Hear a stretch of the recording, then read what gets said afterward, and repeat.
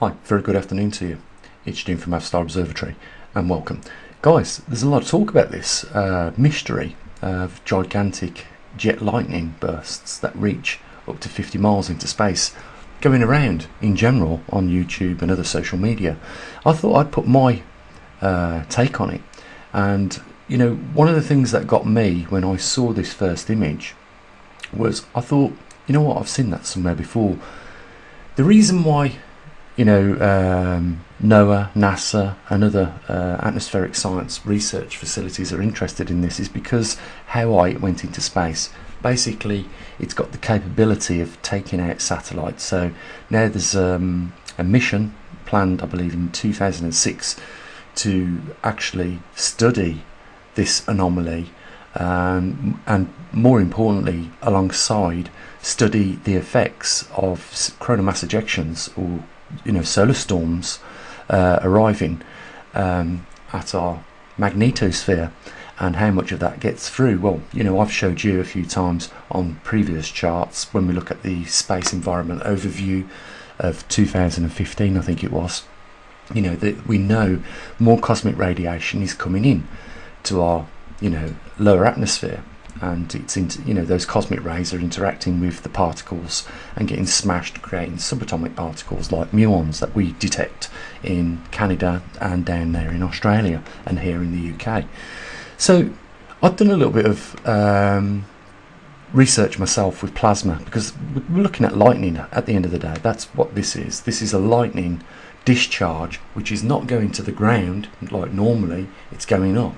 It's becoming a more common anomaly than it as. And one of the things is it's very hard to detect. One thing that did catch my eye with this is that they mentioned the actual month and year of when it occurred, but they didn't mention the day of when it occurred. It was May 18. So I thought, that's interesting. Was there a solar storm in May? And I went over to a KP index site that has the data that goes back to 2018, and I think it was on the 5th of May there was indeed a solar storm measuring in the KP index of 6. I'll show you.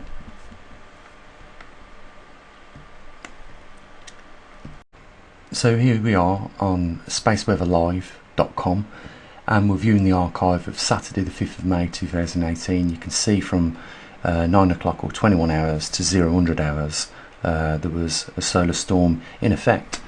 It was the only day in May I could find a reasonable solar storm, so I would say that photo was taken on that day, and I'm going to reveal why very shortly, guys, so just bear with me. I think you're going to find this very exciting, because these guys are still trying to work out all this, but I think they've got an idea. I think it was left out on purpose the day because they didn't want people to make the connection between solar storms and upward firing lightning into space, going 50 miles up, which could potentially destroy satellites. So I just want to show you the mission that's planned for 2006, I think it is. So this is the mission that NASA have planned. I think it is for 2006. You can read up on it if you want.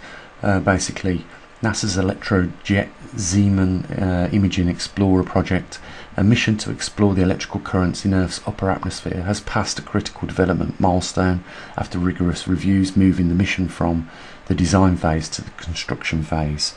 Basically, they're going to be looking at these electrojets, which are responsible for producing those beautiful auroras, as they state here in there. You've got time to read it if you want, and time to go and have a look for more information on this. But what I believe they're doing is they're studying the interactions between solar storms now and the upper atmosphere, and I guess why that is because now we are starting to see those lightning bolts come from the clouds, go straight up into space, and of course it poses a danger.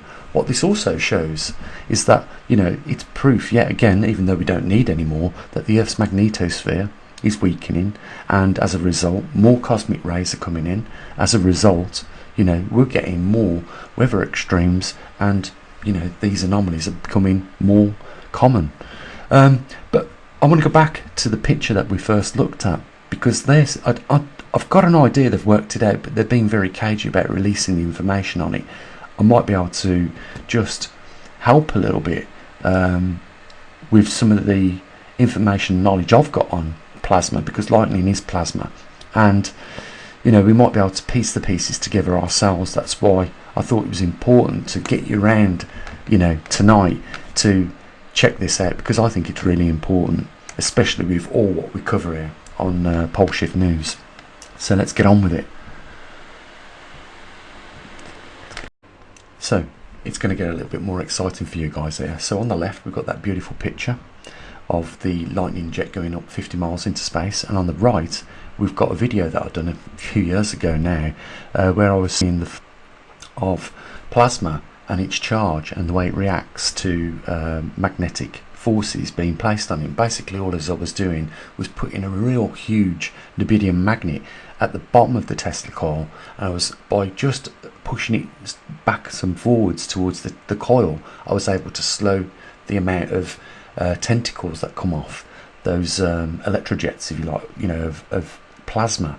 First of all, plasma consists of both equal positive and negative charges, and it's considered the fourth state of matter. First one being solid, second liquid, third gas, and then we have plasma. So we get something into a gas stage, we can then turn it into the plasma stage, and that's what we see here. Lightning strike on the left is plasma. The plasma in a plasma ball is the same thing, it's plasma. They're both are the same, but note the colours at the ends. The reason why they're changing colour is because this is the area of discharge. Now I'll run the video while we're talking about this, and you'll see I actually slowed the amount of those tentacles coming down on the plasma ball throughout the video, and I was more interested in the charge pattern on the Tesla coil, and you can see that it is equally divided.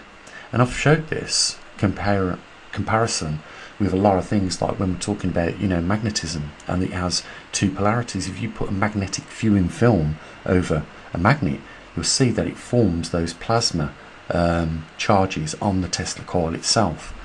So how does gas become plasma? Well, Nikola Tesla was the first one to invent a Tesla coil and a plasma ball, and you know, through his research he found that by using high frequencies and high voltages through a series of coils, you could create plasma with some noble gases like xenon, I think argon, and a couple of others. But the main point here is what is taking place in the plasma ball is what we're actually seeing here on the left. But why I believe there was upward flash of lightning towards space was because there was a lot of charge in the atmosphere. Now, when we turn a gas into plasma, we knock out all its ions and electrons from the actual molecules, and when we do that, it becomes a plasma. But what it's trying to do is get them molecules back, and that's what happens when we see a discharge colour at the top of the flash of the bolt of lightning changing colour, or at the same when we look at this plasma ball. What's happening is discharging into the atmosphere, which is a low conductor, and that electric then is able to get back into the plasma, and therefore that beam collapses at that point. It's the same thing as what we're seeing with the lightning. We're seeing it reach up to space, discharge, and then that's it, the show's over. So why is this important?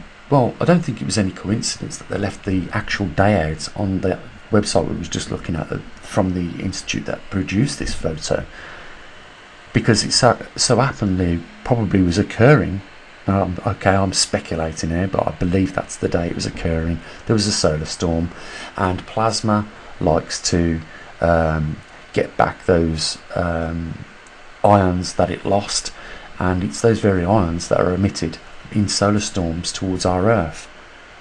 Now, if we're starting to see this anomaly more often, it's an indication, and we know it's already the case because I've showed you on the environmental overview of 2015 that you know, the sun's in a low solar output, and it's not even got the power to push away the radiation beyond our last planet in our solar system. So the heliosphere is weakened, and so is our magnetosphere weakened, and therefore more of these ions are able to come down closer to the surface of the Earth. And when we have, you know, a lot of this potential energy building up in clouds, it can go either of one way, but it's going to choose where the most ions are so that it can neutralise its plasma. You'll know this is the case if you've ever played with plasma balls, that when you put your finger on it, all those little hundreds of tentacles just turn into almost one bolt of lightning, miniature bolt of lightning that goes to your finger. And the human body is a better conductor than the ambient air around the plasma ball, so that, you know, you then make the connection to ground for that you know, electricity to pass through you. But what is also happening is that you are giving back the plasma the lost ions that it had originally. And that's why when we see a flash of lightning like we're looking on the left here, it happens very quickly, because as soon as it discharges, the plasma can no longer maintain a plasma and has to go back to a gas. And that's exactly what we're seeing. But they're getting worried about it because it's now got the potential to knock out satellites. And I think we're going to see a lot more of this as we go on through this magnetic reversal. As the magnetosphere starts to weaken, we're going to see a lot more of this. It's also got the potential to strike aircrafts, and this particular lightning jet that went 50 miles up into space was on 100 times or more magnitude than an ordinary bolt of lightning. So we know why it's reaching out towards space, because it's trying to get those ions so it can then transform back from a plasma to a gas. And we know why it's doing it is because there was very likely a solar storm on the 5th of May 2018, and that's when this photo was taken. But they didn't put the day on there, which is a shame, because we could have said yes, almost for definite, that was the case. So I just thought I'd give you my take on this, guys. I know you like sometimes my opinion on these things, and that's it. You know, it was only through messing about with mainly through, you know, inquisitiveness that I was messing about with the plasmas. I was interested in looking how the charge is shared at the base of the on the actual Tesla coil, and of course with the knowledge of plasma being of equal charges, I don't think that what we're looking at when we're looking at the base of the Tesla coil, the charge being of one polarity. I think that there's the division of the two charges. So I'm hoping that you found this interesting, and we'll be back tomorrow with a Earth Alpha at a glance, and there's a link down there if you want to help support us. A huge thank you to those that did support us yesterday. Again, small numbers of people, you know, we have large numbers of people watching these videos, and you know, I spent the best part of today putting some of these this information together for you guys so that you could see, and trying to explain it in a way that, you know, you could understand on the layman's level. So link down there if you want to help support us. I'll say what I usually do. You have an amazing evening, guys. Take care of your loved ones. Back tomorrow as always. Bye for now.